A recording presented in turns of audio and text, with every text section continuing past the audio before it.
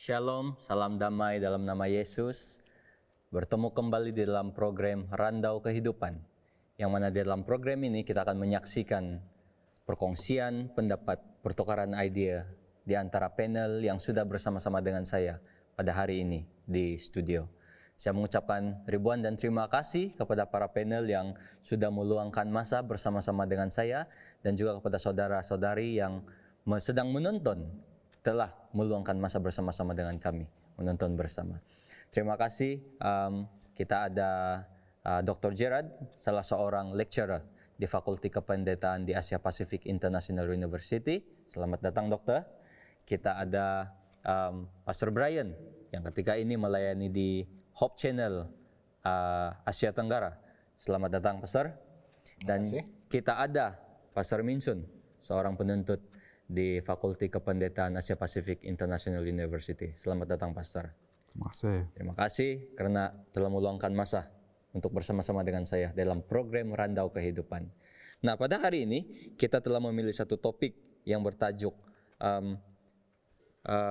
gereja dan juga pendidikan. Jadi di sini kita akan mendengar, kita akan melihat perkongsian di antara para panel yang sudah ada bersama-sama dengan saya. Dan sebelum kita lanjut, saya senang sekali untuk mengajak kita semua tunduk kepala dan saya pimpin dalam doa. Mari kita berdoa. Bapa di sorga, terima kasih karena mempertemukan kami di dalam program Randau Kehidupan. Dan terima kasih karena kami percaya Kau sudah menyediakan hikmat daripada sorga, sehingga kami bersedia untuk mengongsikan firman Tuhan melalui program ini. Urapi setiap kami yang terlibat, dan kami juga mohon Engkau menyertai para pendengar yang sedang menonton program ini. Kami berdoa di dalam nama anak-Mu Tuhan Yesus. Amin. Amin. Amin. Kalau kita melihat topik yang kita sudah pilih pada hari ini, yang kita akan bincangkan, yaitu gereja dan juga pendidikan. Kita melihat ataupun merasakan bahwa gereja dan pendidikan itu harus berjalan selaras dengan bagaimana untuk merealisasikan perkembangan ataupun pertumbuhan kerohanian setiap anggota. Nah, di dalam topik ini juga kita mungkin boleh melihat bagaimana gereja itu memainkan peranan yang penting untuk membantu memberikan makanan rohani ataupun meningkatkan spiritual kehidupan kepada para jemaat. Nah, ada juga yang bertanya, gereja yang, karena di tempat kita melihat ada gereja yang besar, ada gereja yang kecil. Ada juga yang mengatakan bahwa gereja yang besar itu mungkin tidak ada masalah dalam perkara hal-hal seperti itu untuk mendidik para anggota jemaatnya, karena mereka mungkin ramai jemaat, jadi mereka boleh tolong-menolong antara satu sama lain, membagi-bagikan tugas itu. Nah, bagaimana pula dengan gereja yang kecil, ataupun boleh dikatakan mungkin cabang sekolah Sabat, hanya beberapa orang. Bagaimana pendapat para panel? Bagaimana sepatutnya dua keadaan ini, gereja yang kecil ataupun gereja yang besar, memainkan peranan yang sama untuk membantu jemaat di tempat itu bertumbuh, terutama dalam hal pendidikan kerohanian? Mungkin Pastor Minsun ada perkongsian. Biasanya gereja ataupun cabang ini memerlukan perhatian khusus daripada gereja induk sebelum dia menjadi independen sebagai sebuah gereja. Dan biasanya yang kita lihat, sebelum anak ini ataupun cabang gereja ini menjadi matang, dia harus dijaga dengan baik oleh gereja-gereja yang di sekeliling dia, yang sudah mempunyai banyak sumber-sumber yang boleh membantu perkembangan rohani di gereja yang kecil ini. Contohnya mereka menghantar orang-orang yang menjadi tenaga pengajar, dan mereka take turn ataupun ambil giliran untuk siapa yang akan datang pada sahabat-sahabat berikutnya, supaya jangan mereka miss dalam setiap pengajaran ataupun hal-hal yang boleh meningkatkan kerohanian di peringkat cabang ini ataupun gereja yang masih lagi memerlukan perhatian. Terima kasih Pastor Minsun. Ya.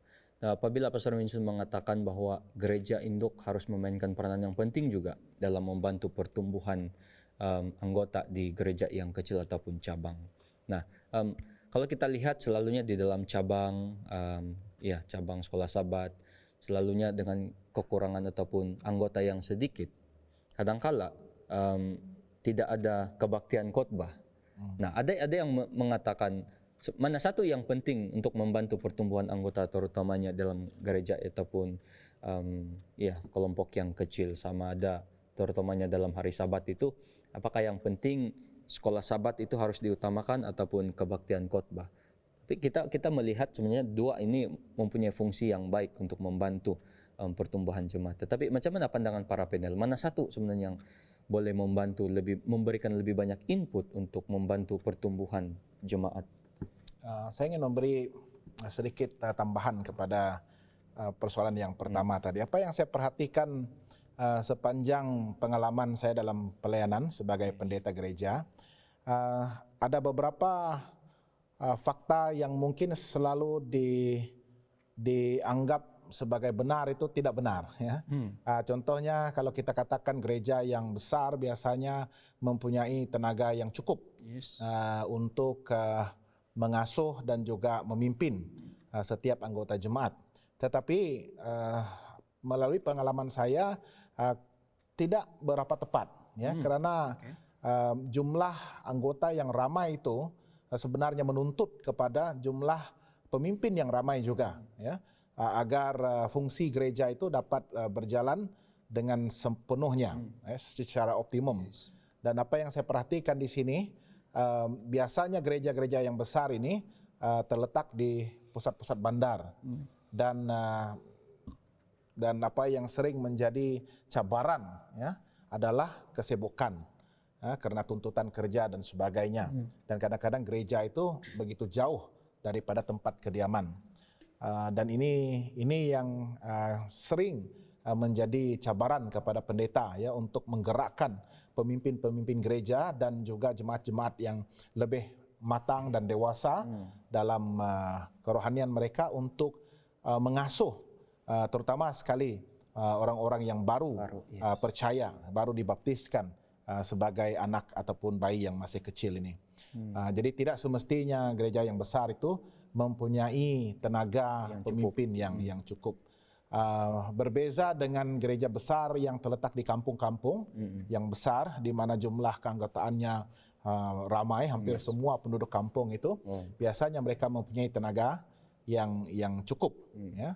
Dan oleh kerana tenaga yang cukup juga kadang-kadang boleh mengakibatkan sesuatu konflik dalam gereja, ya, kerana terlalu banyak pemimpin, dan kadang-kadang itu seakan-akan overstaff, ya, terlampau banyak pemimpin sehingga kadang-kadang mereka sangat sukar untuk menunggu giliran untuk memimpin.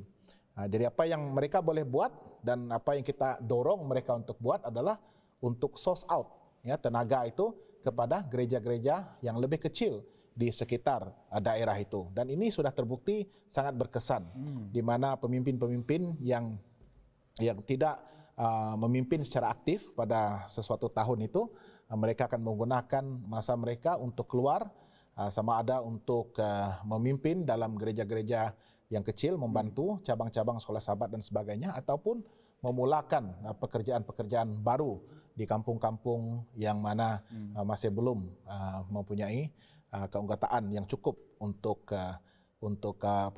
small group, kumpulan kecil ataupun cabang sekolah Sabat. Dan berkaitan dengan gereja tadi, sebenarnya kedua-dua itu sangat penting, ya.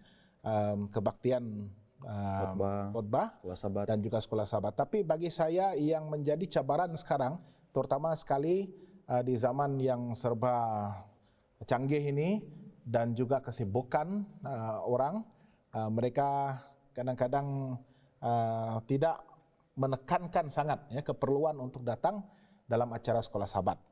Karena bagi saya sekolah Sabat ini mempunyai satu kelebihan, karena sekolah Sabat ini merupakan sekolah.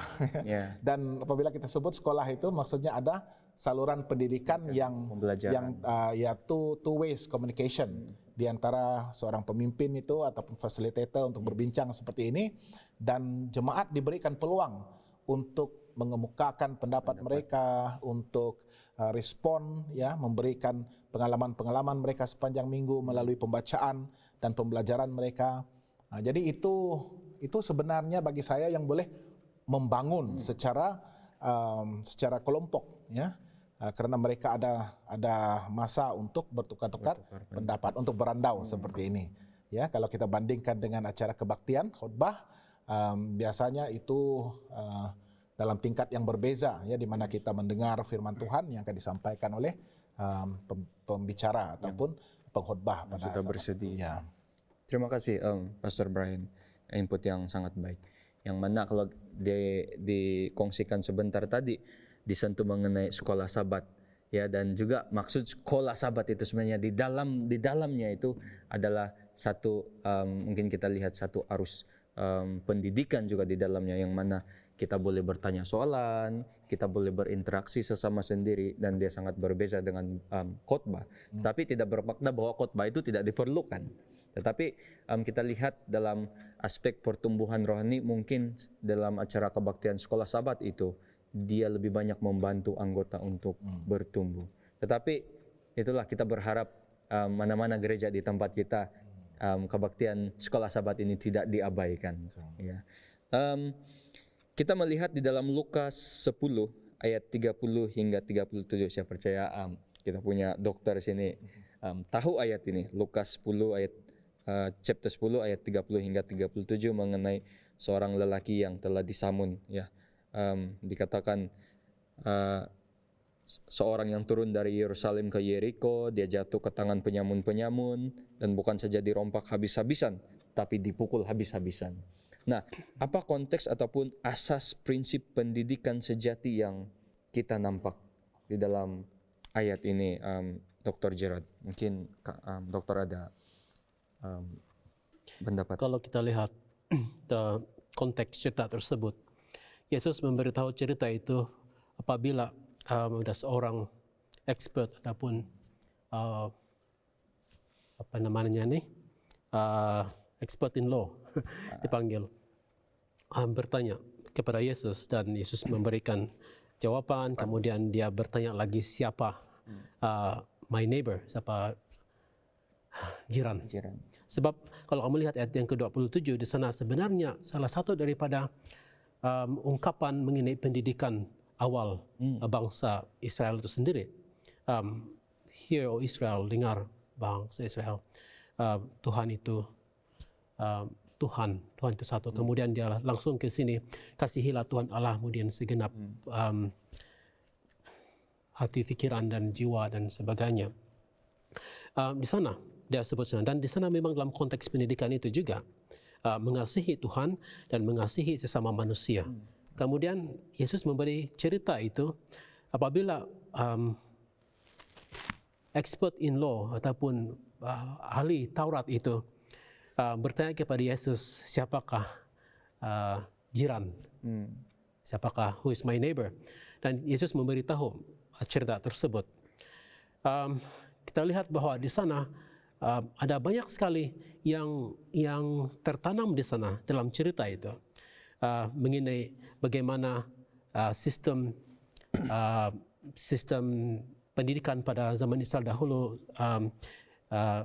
holiness of para imam dan juga orang-orang Lewi dan sebagainya, semuanya berada di sana.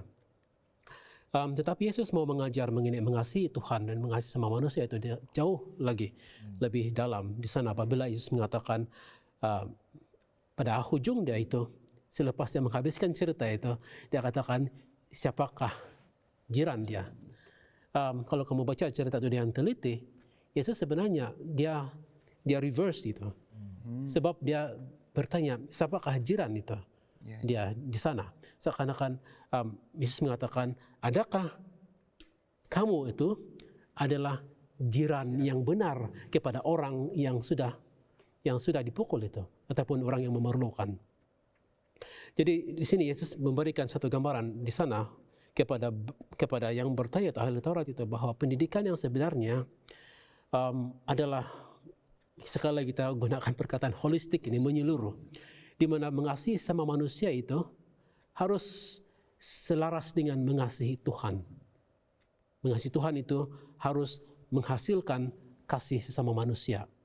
Dan di sini Yesus even menggunakan orang Samaria itu untuk mengajar mereka. Mana orang Samaria itu bukan sahaja melakukan sesuatu di orang putih panggil the second mile, tetapi beyond the second mile. Dia bukan sahaja membawa dia ke rumah penginapan itu, tapi dia katakan apapun lebihan dia, saya akan bayar. Dia beyond. But I think that's the kind of pendidikan yang harus ada pada setiap orang yang mengaku bahwa mereka adalah pengikut Kristus, pengikut Tuhan. Terima kasih Dr. Gerard. So daripada explanation yang kita sudah dengar daripada Dr. Gerard, saya berpikir bahwa sifat ini yang harus kita ada ataupun gereja harus miliki, bukan hanya sesama anggota, tetapi yang bukan anggota juga. I mean yang berada di luar. Karena kita lihat di luar sana juga masih ada orang yang masih mencari kebenaran, dan seringkali mereka tidak dapat menemukan kebenaran karena sifat yang ada dalam gereja itu sendiri yang mereka lihat, dan mereka nampak bahwa sifat yang sama sekali bertentangan dengan apa yang Alkitab katakan. Dan saya sangat tertarik dengan pendapat yang Dr. Gerard sudah katakan tadi mengenai kasih. Nah, satu lagi hal yang seringkali kita melihat di dalam gereja ini, ya, di dalam hal pendidikan juga, mungkin kita boleh pikirkan hal berat sebelah. Seringkali kita melihat ataupun mendengar di dalam gereja masing-masing ataupun ya di gereja kita. Jadi bagaimana cara kita untuk menangani hal seperti ini, hal berat sebelah ini? Karena kalau kita lihat hal seperti ini seharusnya perlu dielakkan di dalam gereja kita. Bagaimana pendapat para panel? Saya rasa semua kita bersetuju kalau saya katakan hal ini adalah penyakit dalam gereja. Yes. Yang harus dirawat dan harus disembuh. Karena hal ini, kalau kita seseorang itu mengamal favoritisme dalam gereja, inilah yang akan memecah belahkan keharmonian gereja dan melemahkan gereja itu sendiri. Jadi kita sebagai gembala ataupun pastor kepada gereja itu, kita harus mengingatkan para jemaat kita melalui khotbah kita secara langsung. Supaya melalui khotbah yang kita sampaikan itu, kita selitkan pengajaran untuk mengelakkan isu-isu yang boleh mengundangkan perkara-perkara yang tidak diharapkan dalam gereja. Yes. Karena kalau gereja itu sudah berpecah, sangat sukar untuk kita menyembuhkan. Sebab apa yang kita buat adalah mencegah itu lebih baik daripada kita merawatkan. Jadi sebelum kita melihat ada simptom-simptom favoritisme ataupun bersebelah dengan gereja, harus kita ingatkan para board kita terlebih dahulu, komite kita terlebih dahulu, sebelum sampai ke peringkat yang lebih kecil, supaya kalau board itu diperingatkan, tentu mereka akan memperingatkan di bawahan mereka juga, supaya jangan mengamalkan sikap-sikap yang pelik kasih ataupun mengundang suatu isu yang boleh membuat orang lain tidak puas hati. Terima kasih Pastor Minsun. Ya. Dan satu lagi yang kita melihat di dalam gereja kita adalah, ya, kita tahu bahwa gereja itu adalah tempat untuk kita belajar firman Tuhan, tempat kita untuk mendengar dan juga menerima Injil. Tetapi ada juga yang mengatakan bahwa seolah-olah terutamanya di akhir zaman ini lebih banyak pula kelihatan gereja itu sebagai satu tempat untuk gossiping, satu tempat untuk berdebat, berlawan pendapat masing-masing. Jadi macam mana pendapat Pastor Brian dalam hal ini? Kalau kita bandingkan gereja itu dengan satu institusi pendidikan seperti sekolah, sudah pastinya di sekolah itu ada ramai pelajar yang memiliki kemampuan belajar yang berbeza-beza. Saya bersyukur juga karena berkesempatan untuk menjadi seorang pendidik, dan sudah semestinya di dalam kelas itu ada ramai pelajar, ada di antara mereka yang pantas, dan ada juga di antara mereka yang mungkin memerlukan masa yang lebih untuk memahami sesuatu yang diajarkan kepada mereka. Jadi tingkat pembelajaran itu mungkin berbeza-beza. Jadi itu sebabnya kadang-kadang kalau kita tidak mengaplikasikan etika perguruan ini, ya, untuk memastikan kita melayan setiap pelajar kita sama rata. Right? Maksudnya kita akan memberikan tumpuan yang lebih kepada mereka yang memerlukan bimbingan yang lebih ini. Jadi tugas kita sebagai seorang guru harus memastikan yang agak lambat ini dapat cope up, ya, dan itu sebabnya kita perlu meletakkan second mile, usaha yang lebih untuk menolong pelajar-pelajar yang agak lemah ini. Jadi apa yang saya perhatikan, tendensi ataupun kecenderungan guru-guru ini akan menumpukan hanya kepada mereka yang cemerlang, ya, karena kadang-kadang tuntutan kepada sekolah itu untuk memastikan kecemerlangan akademik itu menjadi satu keutamaan, ya, agar mereka mendapat pengiktirafan dan sebagainya. Dan gereja kalau kita tidak berhati-hati boleh menjadi pusat pendidikan yang seperti itu, ya, karena biasanya kita akan memberikan segala tumpuan kita kepada anggota-anggota gereja yang boleh menyumbang. Jadi maksud saya ini ada beberapa segi sumbangan mereka itu. Bukan saja dari segi pelayanan di gereja, tetapi menyumbang juga dari segi dana dan juga keuangan gereja. Jadi itulah seharusnya, ya, kita boleh mengelakkan situasi ataupun konflik sedemikian untuk berlaku di dalam gereja kalau kita sebagai pemimpin, ya, boleh memberikan ketetapan ataupun memberikan teladan, ya, untuk menunjukkan, ya, bahwa di dalam gereja Tuhan itu tidak ada diskriminasi, tidak ada pilih kasih, tidak ada berat sebelah, ya, melainkan harus ada keseimbangan dalam setiap bentuk pelayanan. Dan ini termasuklah jabatan-jabatan di dalam gereja itu. Tidak ada jabatan yang lebih penting daripada jabatan pelayanan yang lain. Ada yang mengatakan stewardship department, penata layanan contohnya, katakan kami adalah jabatan yang penting, paling penting, karena tanpa penata layanan ini dikatakan kami adalah jantung kepada gereja, nadi kepada gereja. Kemudian belia katakan tidak, kami belia yang penting, ya, kalau kami tidak bergerak gereja ini satu masa nanti akan tutup, mati, akan tutup, ya, tidak ada kesinambungan dalam kepimpinan. Kemudian anak-anak katakan tidak, kamilah generasi Z, ya. Kalau kamu orang sudah tidak ada lagi untuk menjadi tonggak gereja, kami inilah pewaris kepimpinan itu. Ya, jadi dalam setiap jabatan itu pun kita harus memastikan bahwa keseimbangan dalam pelayanan mereka dan juga saluran dana-dana gereja untuk memastikan semua jabatan-jabatan ini dipelihara dan disokong sepenuhnya oleh lembaga gereja.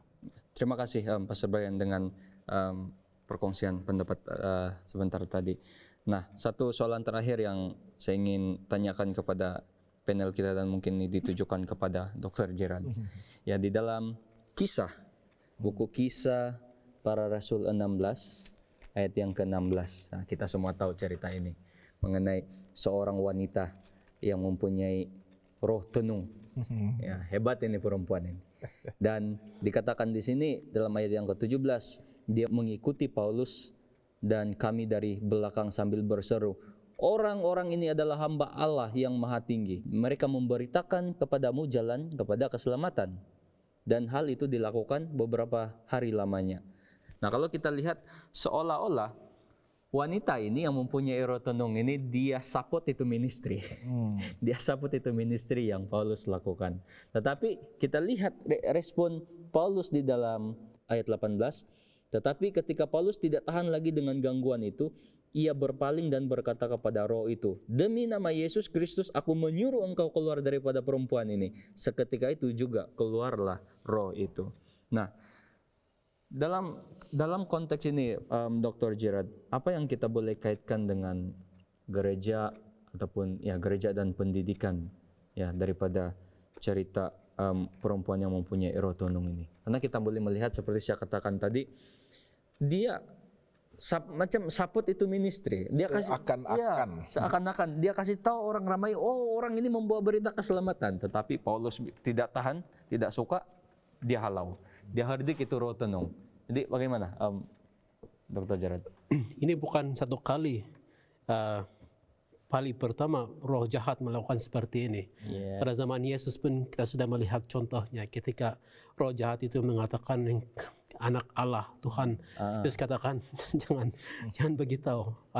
Dia menghardik orang itu. Sebab Yesus tahu bahwa apabila roh itu melakukan sedemikian, dan roh jahat itu juga mempunyai satu level kecerdikan dia di sana. Sebab apabila sesuatu hal yang belum sampai masanya dibagi tahu, itu akan menghalang instead of membuka jalan lebih luas. Itu akan menghalang, pada zaman Yesus itu akan menghalang orang menerima dia sebagai Mesias yang dia ingin nyatakan kepada mereka. Mesias yang sengsara. Pada cerita Paulus ini, dalam cerita Paulus ini juga, walaupun dia seakan-akan menyokong pelayanan Paulus, tapi sebenarnya dia tidak menyokong pelayanan Paulus. Sebab sejurus selepas roh jahat itu lari, Paulus dengan Silas tidak lagi disokong, malahan mereka ditentang. Ya, ditentang dan mereka hampir mati. Paulus sebenarnya hampir mati. Dan mereka disempatkan masuk ke dalam penjara. Dia bukan membantu sebenarnya. Bagaimanapun, apabila roh tenung itu keluar daripada itu sebenarnya, akibat daripada ataupun kesan daripada apa yang berlaku itu, ada banyak orang yang menerima Yesus seperti yang ditunjukkan dalam cerita itu. Perempuan itu barangkali telah dibebaskan. Kita tidak tahu apa cerita mengenai gadis itu, tetapi saya percaya dia merasa dibebaskan daripada kongkongan roh jahat itu, sama seperti Yesus membebaskan pada zamannya. Kepala penjara itu menerima Yesus, sebab mereka dimasukkan ke dalam penjara, dan kepala penjara ini bukan seorang yang tidak berpengaruh, dia seorang yang berpengaruh. Dan kalau sudah menerima, seisi rumahnya menerima, bagaimana dengan mereka yang di bawah pengaruh dia? So di sana saya pikir kita melihat satu bentuk campur tangan Tuhan terhadap sesuatu yang tidak berapa seakan-akan pada pandangan manusia itu tidak berapa menyokong di sana. Saya pikir di sini Tuhan juga campur tangan pada hari ini, di mana gereja yang barangkali ataupun situasi gereja yang barangkali kita pada pandangan manusia itu sangat kurang menyenangkan, tetapi Tuhan boleh menggunakan itu sesuatu yang sangat berkuasa. Dan satu lagi yang harus kita ambil sebagai iktibar daripada cerita ini adalah cabaran gereja untuk berhadapan dengan ajaran-ajaran palsu yang terselit di tengah-tengah kebenaran, yang sangat sukar untuk dikenal pasti, ya, karena seakan-akan ajaran itu benar, seakan-akan kumpulan pelayanan ini menyokong gereja dan sebagainya, ya. Tetapi apakah roh di sebalik sokongan itu? Dan kita perhatikan di sini sangat sukar bagi orang biasa, memang tidak dapat kenal pasti, ya. Tetapi karena mereka dipimpin oleh Roh Kudus, Roh Allah yang benar, maka dengan kuasa Tuhan dalam nama Yesus, roh itu dapat diusirkan, ya. Jadi itu yang saya rasa antara cabaran gereja untuk mengekalkan grounds mereka, ya, dasar mereka itu kuat dalam doktrin dan ajaran yang benar, firman Tuhan, membolehkan mereka untuk berwaspada terhadap ajaran-ajaran palsu, karena ini merupakan tanda-tanda yang Yesus sendiri sebutkan sebelum kedatangan anak manusia itu. Terima kasih Dr. Jarad, terima kasih Pastor Brian. Kita boleh melihat sebenarnya bukan hanya mungkin individu di dalam gereja itu sendiri, tetapi mungkin juga ada gereja yang kita nampak seperti membawa message yang benar, supporting pekerjaan Tuhan. Tetapi daripada contoh cerita di dalam Kisah 16 ini, ayat yang chapter 16 ini, bermula ayat yang ke-16, kita melihat supporting the ministry tetapi with a wrong spirit. Jadi kita kena berhati-hati di dalam hal ini. Karena itulah penting pendidikan di dalam gereja, di mana ia mendidik kita untuk mengenal mana satu yang benar, mana satu yang harus kita bawa dan yang harus kita ikut.